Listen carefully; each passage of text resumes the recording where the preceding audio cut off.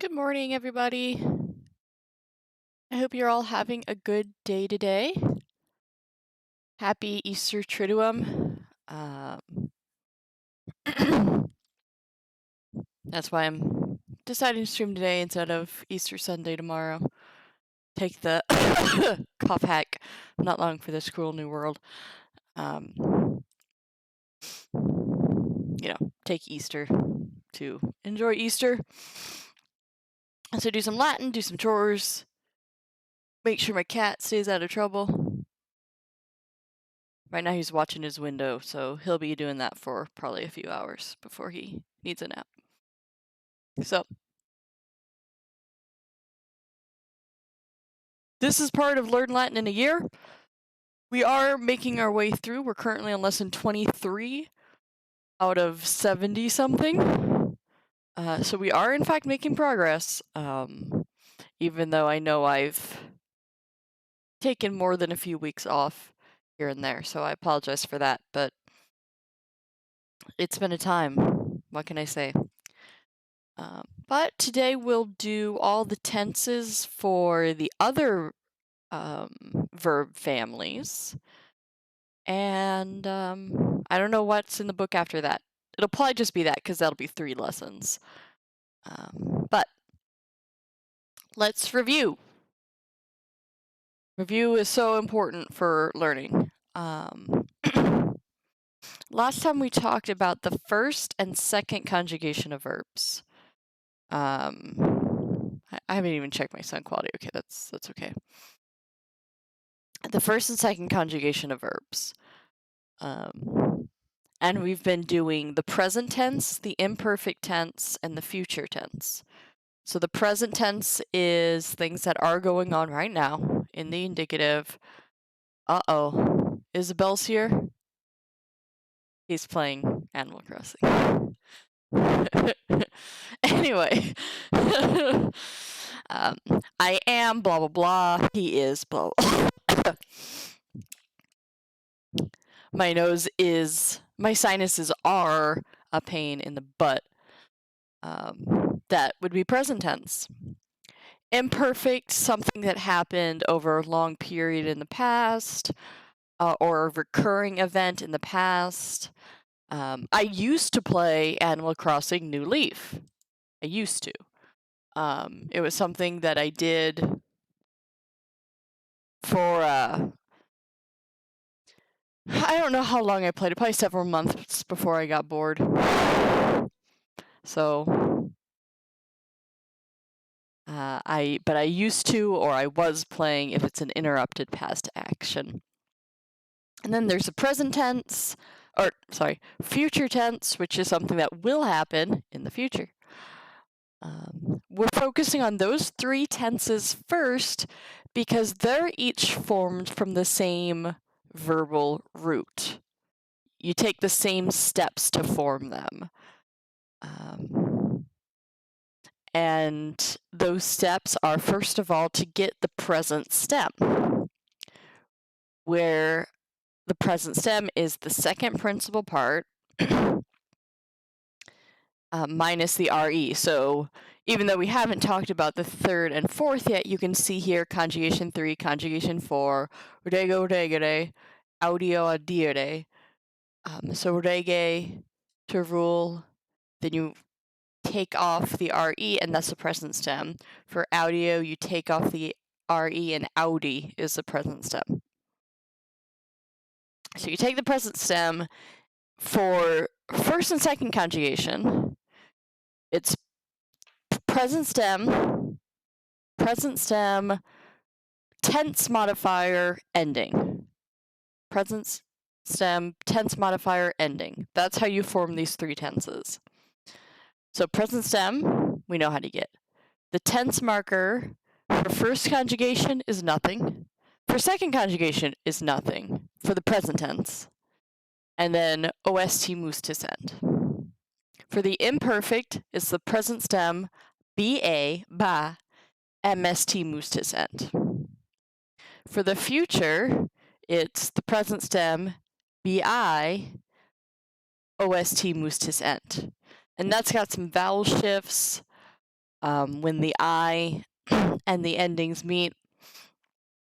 But that's basically how you form the present system in the first and second conjugation. That's the present tense, the imperfect tense, and the future tense. You take those same steps with the third and the fourth conjugation, but the tense marker is different. Right, so step 2 is what differs in what we're going to learn today. The first step is the same. You still get the present stem. The endings are the same. OM, ST, MUST, ENT. Those stay the same. But the middle part, the tense marker, changes. So, for present tense, let me get this up. All right. For the present tense, for conjugation 3 and conjugation 4, it looks pretty much the same, right? The personal endings are the same as before. But what happens with the tense marker, because the third conjugation has a short E, when it meets with the endings, it becomes an I, because it's a weak letter. It's a weak vowel, and it gives up its sound for the ending. And that's what you need to know about the third conjugation. Short E, weak vowel, changes in the present. So instead of being R-E-G-E-S, it's R-E-G-I-S, Rodriguez, U rule. So the final short E of the stem reggae combines with the O in the first person, becomes U in the third person plural, and becomes a short I elsewhere. It looks like arrow, the future of some. Rego, regis, regit, regimus, regitis, regunt. So that really throws people off usually, the third conjugation present. Because it's the only verb conjugation where the present system has a vowel different than the present stem. Right? And it's because it's a weak E. Weak, short E, it just kind of dies. Sorry to say. Audio doesn't have that problem. The fourth conjugation has a long I, it's a strong letter, so it stays everywhere. Audio, audis, audit, audimus, auditis, audiunt. Right? Present stem, audi. Tense marker for the present is nothing. And then OST, mustis, ent. The only quirk is that it's audiunt instead of audint. And that is, again, that I sound before the NT. As the Romans said it, became a U sound. It sounded better to them. So instead of audint, they said audiunt. They like it better.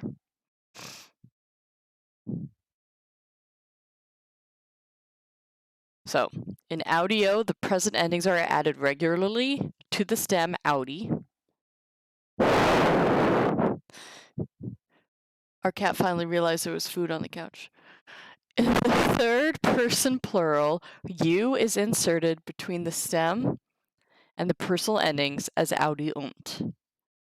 Note that the long vowel of the stem is shortened before the T. Okay, yeah, that's not important for you guys right now. I is always short in the third conjugation and long in the fourth. Except where long vowels are shortened. Yep, okay. So here's a few important third and fourth verbs. Ago agere, to drive. That's kind of misleading as a definition. It does mean to drive, for sure. But it's this little verb that means a ton of things and is used in a ton of expressions. So it can mean, to drive cattle or whatever, but gratias ago, I drive thanks, means to thank somebody. Gratias ago tibi, I thank you. Right? What's some other age expressions? That's a really important one. So it means to do, to drive, to lead. As an imperative, it can kind of mean come on. Age, come on. Hey, Roz. Yeah, no worries. I was a teeny bit late. In part because of breakfast, and in part I had some trouble with my computer this morning.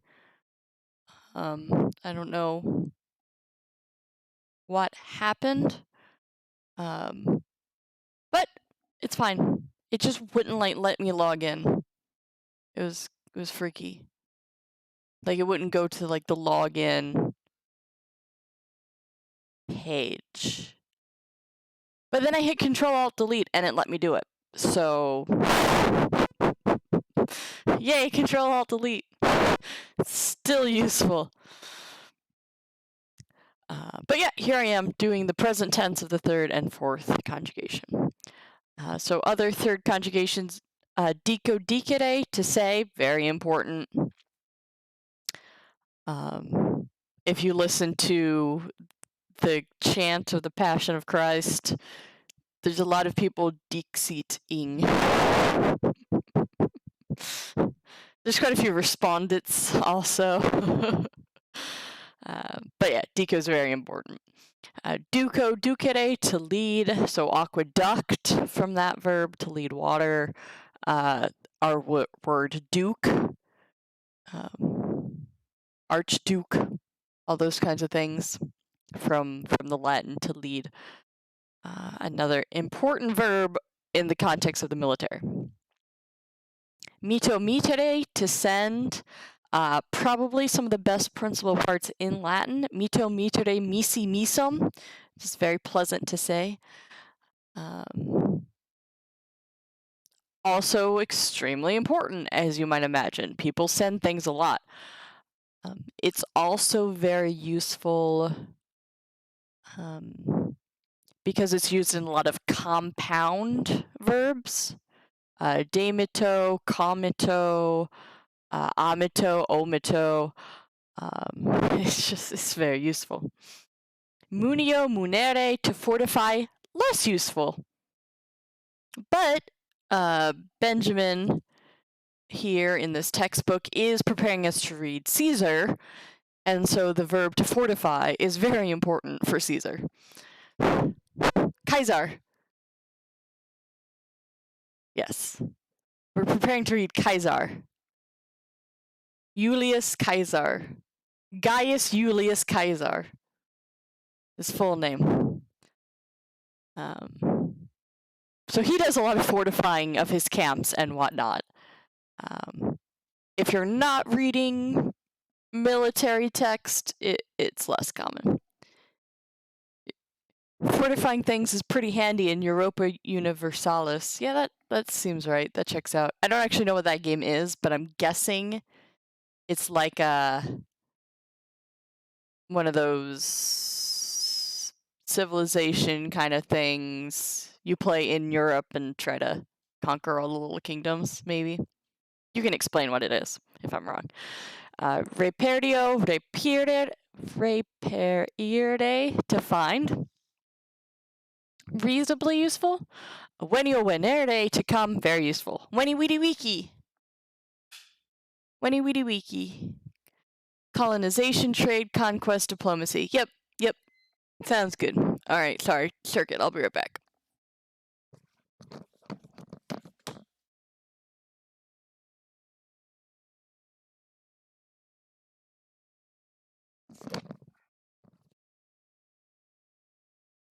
Exactly, Weni widi wiki.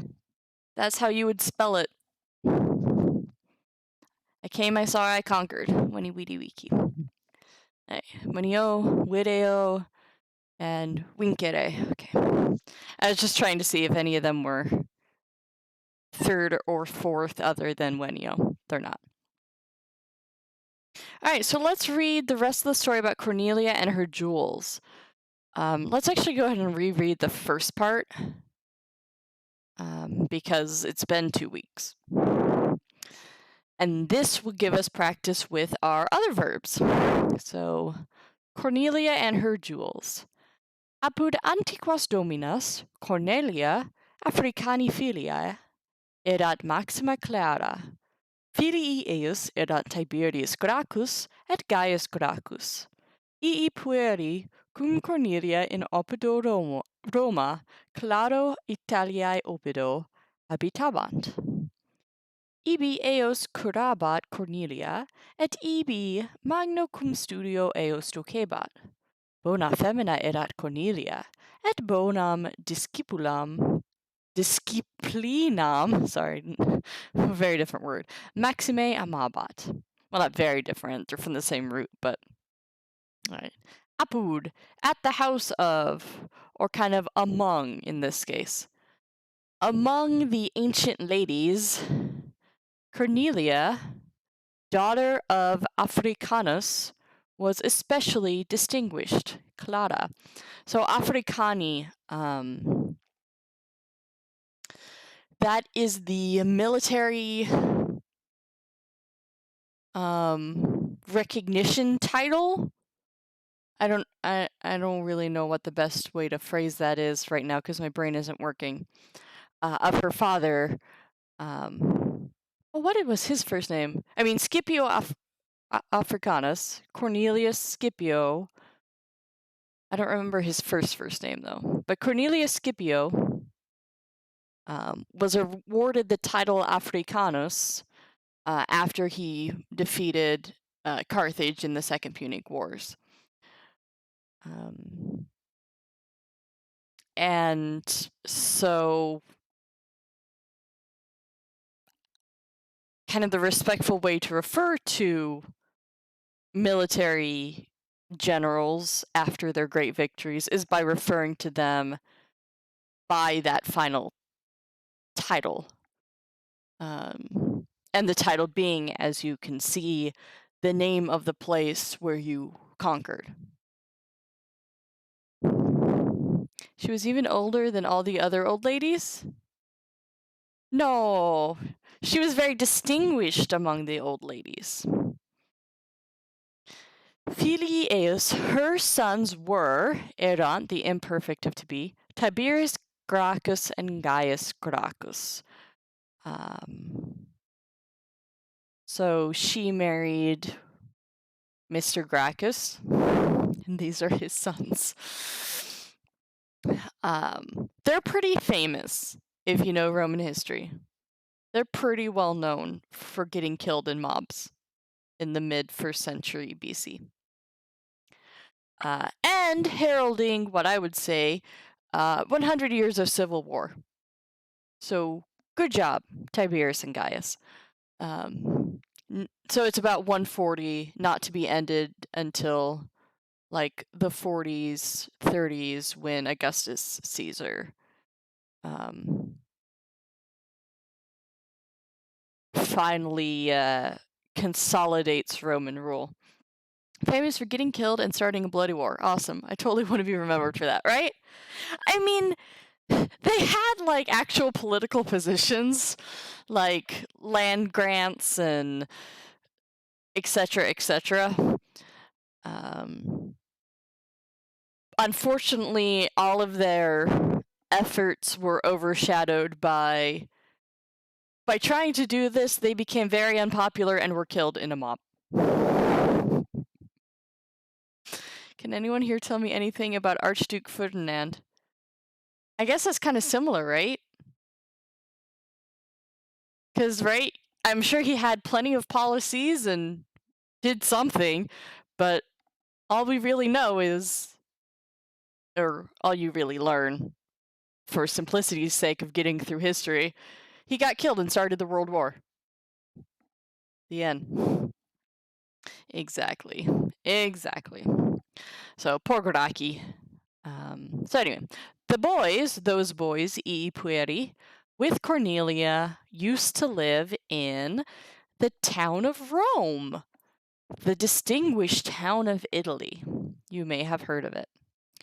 Ibi, there, Cornelia was taken care of, curabat, them, her sons, of course, and there she was teaching them with great zeal.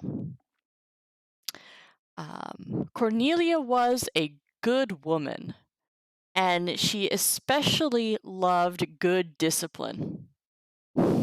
Cornelia, everybody's favorite Roman matron. Especially because she's the daughter of Scipio Africanus. I mean, that just already makes her pretty great. But now, here's the rest of her story. Proximum domicilio Corneliae erat pulchrae campanae domicilium. Campana erat superba, non solum forma sua, sed maxime ornamenti suis. Ea laudabat semper. Habisne tu alla ornamenta Cornelia? Inquit. Ubi sunt tua ornamenta? Deinde Cornelia filio suos Tiberium et Gracchum vocat. Pueri mei, inquit, sunt mea ornamenta. Nam boni liberi sunt semper bonae feminae ornamenta maxime clara. All right. Next to the house of Cornelia was the house of beautiful Campana. Campana was arrogant, not only because of her beauty, so sua forma here the ablative of cause, but especially, said Maxime, because of her jewelry, ornamenti suis. She was always praising them. Thank you, footnote. I was confused for a moment because ea could either be nominative feminine singular or accusative neuter plural or nominative neuter plural. But obviously it's not a nominative neuter plural because the verb is singular. So I was taking ea to mean Campania, but that was very confusing because then she was always praising, but there's no object of what she's praising, and so that just kind of sounds funky. So it makes a lot more sense to supply the subject, campana, and say them. It makes more sense for the verb laudo to have a subject. You generally praise something. It's very rare that you just kind of walk around praising. This doesn't happen very often. Usually you're praising something or someone. So she was always praising them. Do you have any ornaments, Cornelia? Well, jewelry. Well, we should say jewelry here. It makes more sense. She says. All right, so here again, we're switching to our present tense just because of vividness, right? It's, again, the historical present. They're writing Latin in the present just because we're in story time. Ula, one of our irregular adjectives. So if you need to review that, go back a couple weeks. So do you have any jewelry, Cornelia? She says. Where is your jewelry? Since I'm using jewelry, I have to switch to the singular there. Then, Deinde, Cornelia calls her sons Tiberius and Gaius. My boys, she says, are my jewelry. For good sons are always the most distinguished maxime clara jewelry, ornamenta, for a good woman. Ta-da! So that's Cornelia. Not in Roman culture, no. I can imagine that you and Punch might just walk around giving praise, though. Still, you're generally like praising God, if that's what you're kind of implying. Or like praising. Yeah, you generally don't Just praise. All right. Oh, and here's a picture. Pueri mei sunt mea ornamenta. So this is what a good Roman matron, linguistically, it can be implied that you're praising your creator. That is true. And that is true. So Cornelia not caring about jewelry, ostentatiousness. What she cared about was educating her sons to be good Romans. And they tried. They tried their best and died trying to be good Romans. It didn't work out very well. And we actually have a letter from Cornelia to Gaius. I don't really remember what it says, but, you know, kind of political advice and like, watch out, don't get killed like your brother. You want to be careful. Yeah, it didn't take, sadly, for Cornelia. All right. So present tense, never very difficult.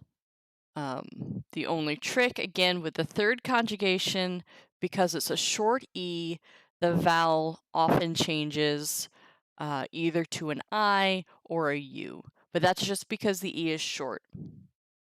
Otherwise, all the present conjugations are present stem, ending. Present stem, ending. It's just sometimes, because that short E, it looks like the present stem is changing. Imperfect is even better. Everybody loves the imperfect. Good life advice, though. Yeah. Ants recognize when brothers are killed. That's weird. So, just like with the first and second conjugation, with the imperfect, you have the present stem, the tense marker, which is BA, and then the personal ending, MST mustis ent. The only quirk with the third and fourth conjugation is in the fourth conjugation this time, because instead of being audibam, they add an E. Audiebam, audiebas, audiebat, instead of audibam, audibas, audibat. That is because of phonetics. The way that your mouth moves, even though it's more syllables, it's easier to say audiebat than audibot, because then you have three very different syllables all in a row. But adiabas, adiabam, adiabamus, it just rolls right off. So that's kind of how that linguistically shifted for ease of pronunciation. If ants get squished somewhere, other ants avoid the area. That's true. But I still like to pour vinegar because it messes up their pheromones and they don't know there's supposed to be a path there. At least that's what I've been told. And it seems to be true. All right. And again, the imperfect is translated as I was ruling or I used to rule. So if you have that Coldplay song, I used to rule the world, or something like that, right? That's what I don't know why I'm looking at Punch. He doesn't know. It's like the one Coldplay song I like, though. So hopefully at least somebody knows what I'm talking about. But you would use the imperfect tense for a lot of that song. All right. So again, the notes from Benjamin. The tense sign ba, as in the first two conjugations. Observe the final short E of the stem is lengthened before the tense sign ba, so that's in regebam, regebas, regebat. If you're not writing poetry, it's not important to remember right now. It makes the imperfect of the third conjugation look just like the imperfect of the second. That is true. In the fourth conjugation, the long E is inserted. I talked about that. What is this note? Anyway, let's just look at a few verb forms so we get used to seeing them. Agebot, whenegebot, mitebot, dukebot. So age stem, ba imperfect tense, t personal marker, third singular. Weni stem, ba tense, t third singular. Mite base, ba tense marker, t third singular. Duke stem, ba tense marker, nt third plural. It's not that difficult, thankfully. However, as you learn verbs, it is very, very, very important that you make sure you learn all the principal parts. Right now, we've only got 2 under our belt. This textbook is doing it that way because right now we only need the first 2 for the tenses that we're looking at. There's a total of 4, though, for each verb. Don't worry, it's not at least Greek. Greek has 6 principal parts. Hey, Argent, how you doing? Well, this is gearing us up towards Caesar, it's true. But don't worry, you can use it to read ecclesiastical Latin. No, Ecclesiastes is a textbook. Anyway, or not a textbook, a book of the Bible. So don't worry, if you learn classical Latin, you will be able to read church Latin. All right.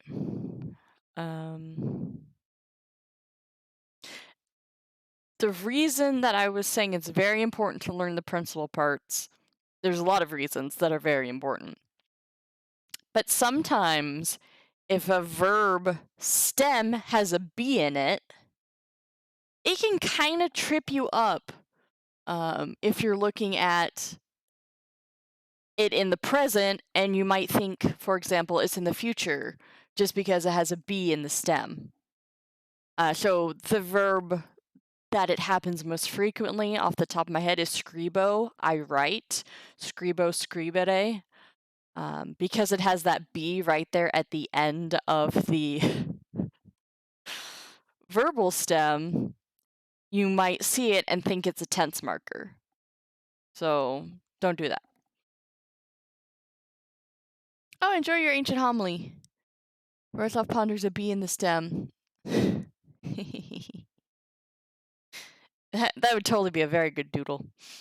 All right. So number 8, agebatis dikebam muniebam. Age, stem, ba, tense marker, tis, second plural.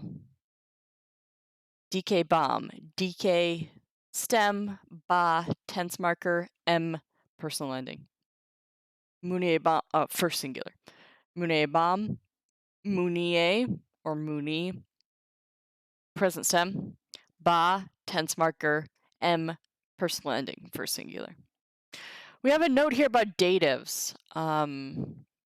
So dative, one of our favorite cases, used for to, for. We've seen before, mostly indirect object. We've seen before that it can be used with adjectives. So something is pleasing to me. Animal Crossing is addicting to many players. Animal Crossing is boring for me after about an hour, for example. So the adjectives, the dative working with the adjectives to show whose opinion this adjective relates to. I have fun for the hour I'm playing Animal Crossing, and then it's like, okay, I'm good. I can fall asleep now. All right, I just have to tease Punch about it. All right, so we learned above that a verb which does not admit a direct object is called an intransitive verb. Okay. So what that means, most of the verbs of doing stuff, are transitive. They take direct objects. Earlier before, when we had the verb to praise, it made a lot more sense to say she praised them. Because praise, we expect a direct object, it's a good transitive verb. However, there are intransitive verbs, verbs that do not take a direct object. The one that we focused on mostly is the verb to be. Sum esse, and then in the imperfect, eram eras, and the future, ero eris. To be does not take a direct object. To be does not act upon something else. You simply are. You exist. However, many such verbs are of such meaning that they can govern an indirect object, which will, of course, be in the dative case. Okay. Learn the following list of intransitive verbs with their meanings. In each case, the dative indirect object is the person or thing to which a benefit, injury, or feeling is directed. So these are what we would call special verbs with indirect objects, or with dative objects. To be is an irregular verb in a lot of languages. Well, it is irregular in terms of it being transitive versus intransitive. That doesn't make it irregular. It's the forms that make it irregular, which it is. It's just most verbs by nature are transitive, which is, the nature of wanting to do things to things. You have more transitive verbs. All right. But these verbs take a dative object. So credo, credere, to believe in. So our creed, Deo, credo, Deo omnipotenti, takes the dative. I want to say though, like the Latin creed usually has it not with the dative, which is always fun when you're teaching church Latin and it's like, well, okay. But maybe it's where's it in Latin? I don't want your English. Latin. It's giving me Greek, which is wonderful, but yeah, so the Nicene Creed, at least, confusingly does not just use the dative, which would be really stellar if it would just do that. But it has to be difficult. I wonder if the Apostles' Creed is the same thing. All right. Yeah, the Apostles' Creed does the same thing.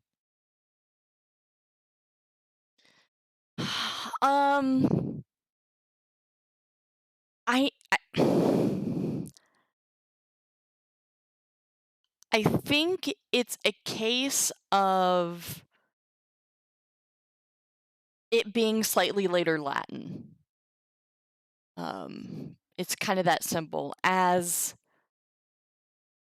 the world moved on, as it were, as more non-native speakers learned Latin, there was an increase in prepositions, the use of prepositions, and other kind of quirks that were difficult for non-native speakers kind of got smoothed out. So what happens in the creed is they say credo in Deum, blah, blah, blah, blah. And so it says, I believe in God, literally, like word for word, but that's not like the way a classical Latin author would write it. They would just say credo Deo, I believe in God. But for a non-native speaker, when you're translating word for word, it makes it easier to understand. So pretty much that. At least I haven't read anything about it, but that seems to make sense for me.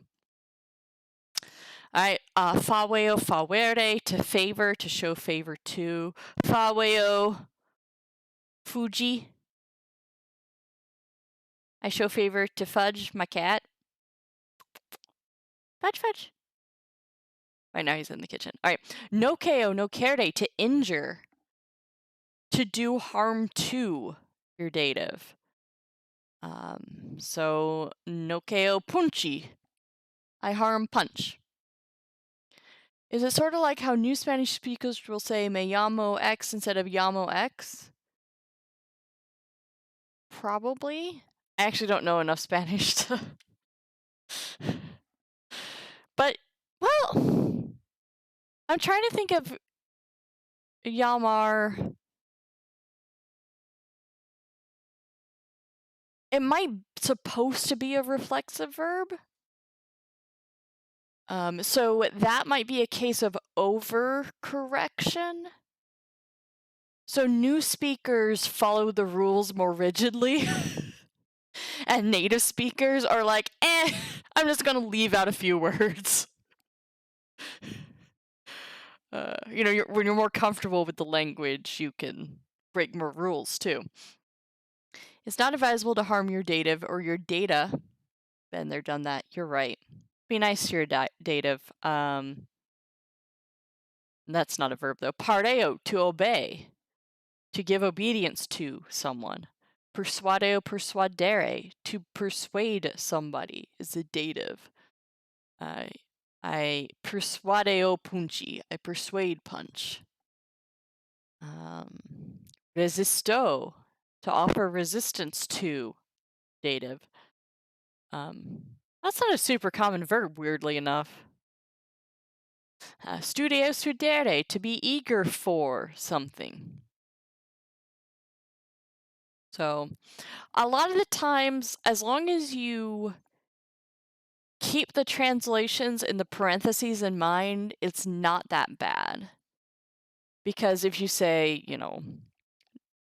pare, I give obedience to, then of course you're going to use a dative there because you just use the preposition to. I do harm to. So I would say when you're trying to learn these verbs, just make sure you remember that second part so that you can logic it out. I offer resistance to my LED so it doesn't get fried. Different kind of resistance, but I like it. All right. Rule. What is the rule that he's going to teach us? The dative of the indirect object is used with the intransitive verbs credo, fareo, nokeo, pareo, persuadeo, resisto, studeo, and others of like meaning. Okay, great. That wasn't really useful. Credisne verbis sociorum? Do you believe the words of our allies? So credis ne, so ne is the question word, so we can ignore that. Cred is our verb stem. I is our tense marker. S is our personal ending. Credo, credere, so it's present tense. To believe in, or to have a belief for. How do they phrase that? Give belief to. All right. So you give belief to your dative, verbis, the words. Sociorum, from socius, so the ortum, genitive plural. Do you believe the words of the allies? Multi verbis eorum non credunt. Many do not believe. Multi non credunt. Their words, their, their words, or the words of them. You want to keep the genitive literally. All right. Future tense. This will probably be it for today. Future tense. This is the one that's different. This is the one that's very different from the first and second conjugation. In the first and second conjugation, you had present stem, bi, and the personal endings, ost, mustisent. For third and fourth, you have present stem, vowel shift, mst, mustisent. So the third and the fourth do the future differently. Because for their tense marker, they use a vowel shift instead of a bi. Many people get very sad by this. Very, very, very sad. Don't get sad. It's fine. It's just a different way of doing things. As long as you learn the principal parts and you know which conjugation a verb's in, you'll be fine. So, in the future tense of the third and fourth conjugations, we meet a new tense sign. Instead of the bi, as in the first and second conjugations, we use a long a in the first person singular and a long e in the rest of the tense. It's just a vowel shift. Linguistically, it was the same marker, I'm sure. In the third conjugation, the final E of the stem is dropped before the tense sign. In the fourth conjugation, the final I is retained. So what does that mean? Much like we saw in the present and the imperfect, the fourth conjugation always keeps that I. It's a long I, it's strong, it stays around. Third conjugation, it has that short E, the weak E, so it just poofs. That's not what actually happens, but we'll just say it for now. So, regam, I shall rule, and then reges, and then the E in the rest of them. So A for the first person singular, a long E for the rest. Regam, reges, reget, regemus, regetus, regent. I shall rule, they will rule. Audiam, I will hear, audies, you will hear. So it's just a vowel shift with this language, with this tense for the third and fourth. Students don't like it because it makes the third conjugation future almost exactly look like a second conjugation present. But if you know a verb is in the third conjugation, you won't be confused. If you know a verb is in the second conjugation, you won't be confused. Because the second conjugation has an E in the present. The third conjugation has an E in the future. But they do look the same. So if you don't know your principal parts, you're going to be like, is this future or present? I don't know. So that's why you have to learn your principal parts. All right, the A is shortened before the M. Okay, that's fine. E is shortened before T and NT. Again, that's just a vowel length thing, unless you're writing poetry, not the most important. The I is shortened before the E in the fourth conjugation. Again, if you're not writing poetry, not gonna affect your life. Observe that the future of the third conjugation is like the present of the second, excepting the first person singular. Yeah, that's why Latin students cry the world over. All right. Let's just look at... Oh, you don't have a fun story at the end of this one? Well, fine. We're going to do one more then. We will do one more to finish this review, but we don't have any fun stories in this. Oh, that's depressing. All right. So let's look at number 8. Reperiet agam ducemus mitet. Reper is our stem. A is the E, I should say, just so you can hear it better. The E is our vowel shift. T is our personal ending. Future third singular. Ag is our verbal stem. A is our vowel shift. Tense marker for the future. M first singular.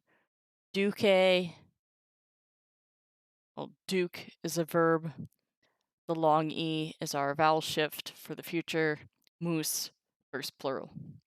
Mitet. Mit is our stem. E, vowel shift for the future. T, third singular. All right. No fun stories set in the future. Not surprised. Latin never invented sci-fi. Hey, the ancient world has a surprising amount of science fiction.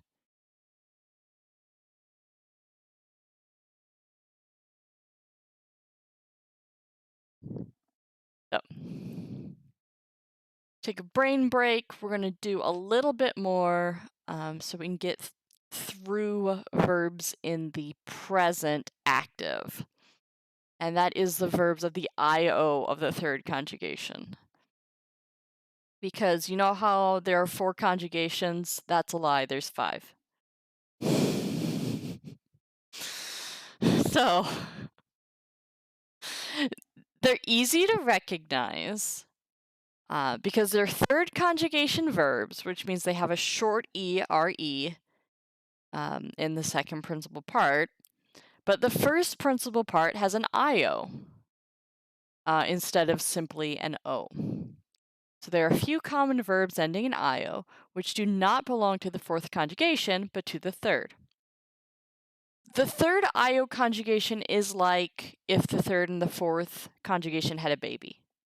Right? So it's like certain things are like the third conjugation and certain things are like the fourth conjugation.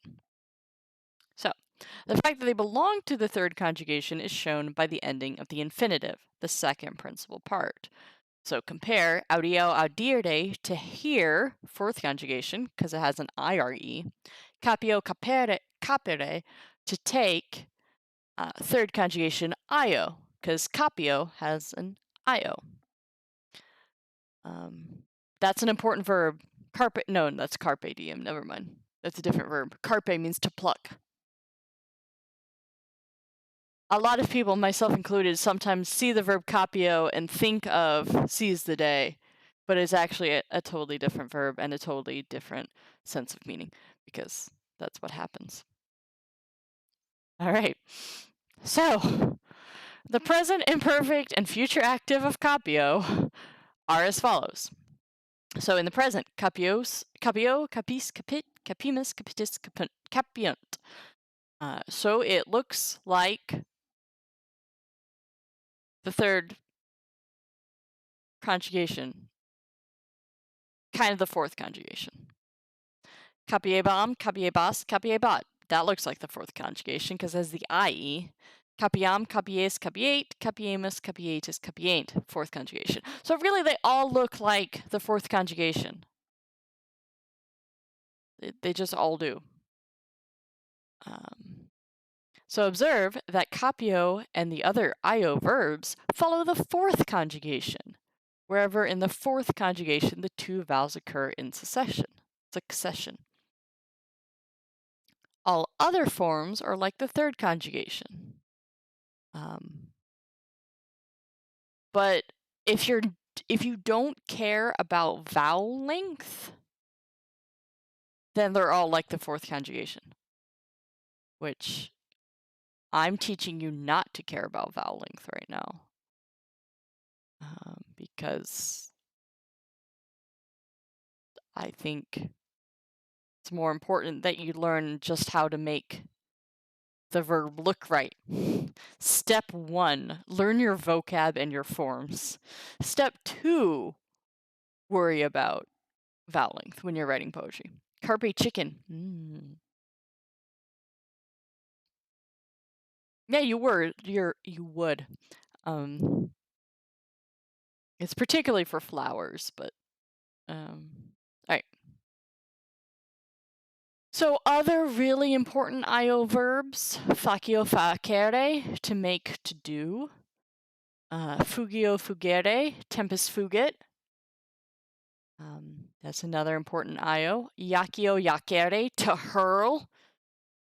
That's an excellent verb, because sometimes you just gotta yak at somebody.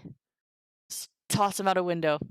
It's like, what's the internet word nowadays? Yeet.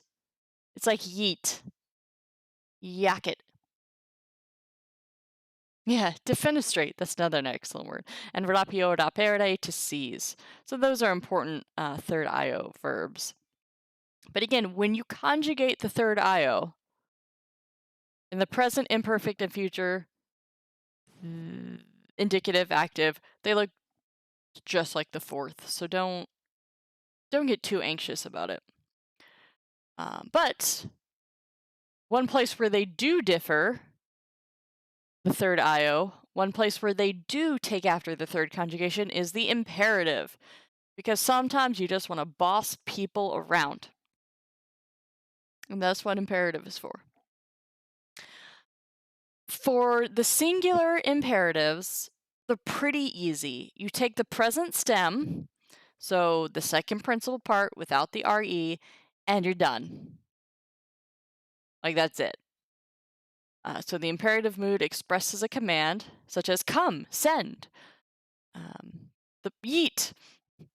I don't know if that's actually an imperative or just a cry for attention. The present tense of the imperative is used only in the second person singular and plural. Again, simplified from the Greek, because the Greek actually has a third person imperative, which is really hard to wrap your brain around. We are not commanding someone you're talking to, but you're commanding a third person. It's very weird. The singular in the active voice is regularly the same in form as the present stem. It really is that easy. So love, ama, warn, mone, rule, rege, take, cape, hear, audi. It's just the present stem. You just take the second principal part, which is the present active infinitive, and remove the re. Easy peasy. In the plural, you add a te if you want to command multiple people. The only trick here is that third conjugation. Because it's a weak e, it changes to an I, just like in the present tense of the verb. So amate, love, monete, advise, multiple people advise. If I wanted to tell both Punch and the cat, rule, regite. What are you doing? You stop, buddy. Hey, Fudge. No, seriously, stop. That's an imperative. I got my spritzer bottle. Stay over there. Anyway. Regite, rule, multiple people, take, capite, audite, here. So if you remember that the third conjugation in the present has an I, then you'll remember in the plural, imperative, it should take an I, because that's what happens to the weak E. Third person imperative is a tad odd, but I guess that's where you're implying that the second person should pass on the command. Yeah, I think so. Cats don't need to be told to rule, they do it already. You're not wrong. Alright. They give an imperative to be S and este. That's really not common. What is more common, and this is also going to be a weird thing to try and wrap your mind around. At least what I see more for a command for to be is to use the future imperative.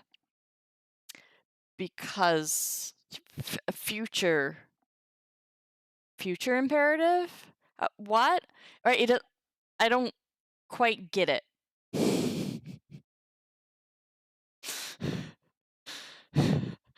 And so that's esto and estote for the Latin future imperative for be.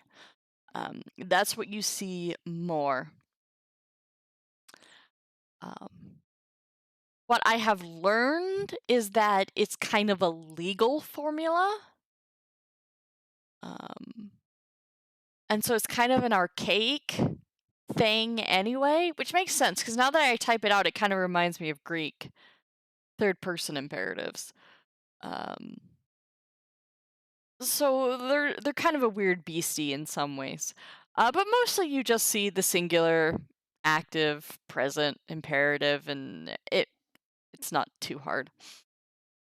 Reminder, in the third conjugation, the final short E of the stem becomes a short I in the plural. The verb dico, duco, facio have irregular singulars, as well as one other verb, ferro, which we haven't learned yet.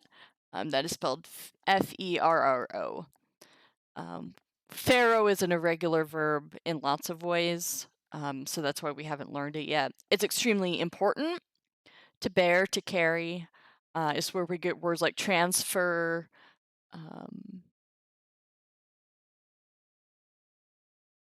ferro, be iron, yeah.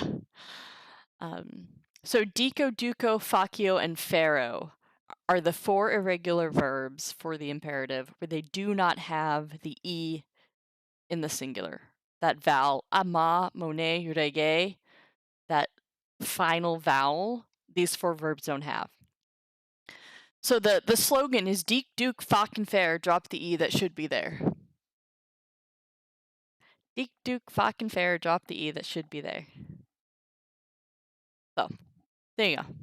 That's just for the singular imperative. When they get the plural, they put the vowel back for the plural and the TE. So they are regular in the plural. It's just in the singular, Deek, Duke, Fucking Fair. Right? So the present imperatives of these verbs, weni, wenite. Oh, sorry. Duco, ducere. Duke, because it's an irregular. Dukite. Woka, wokate. Doke, dokete. Laudo, lauda, laudate. Deek, irregular, dikite. Sede, sedete. Age, agite. Fak, fakite. Muni, munite. Mite, mitite. Rapi, rapite. So not too bad. And that's the end. Next time we get to do the passive, which is kind of terrifying. This is something that a lot of students have problems with because they don't know grammar. And when you don't know grammar's scary. Oh, but we'll get a story next time. So that'll make it worth it. Perseus and Andromeda. That'll be fun. A little mythological story to make this easier. It's not hard in Latin in terms of form. It's hard in concept for English speakers. So, have a happy Easter, everybody. I hope you have a lovely rest of your weekend. And if you are watching this later and trying to really focus on Latin, just study those forms. Just study, just keep writing out some conjugations. Do the exercises. This book probably even has an answer guide somewhere. So do the practices. Let me know if you have any questions. Next time, we will do the passive voice. So look forward to that. It's extremely important in Latin. So everybody, have a good Easter.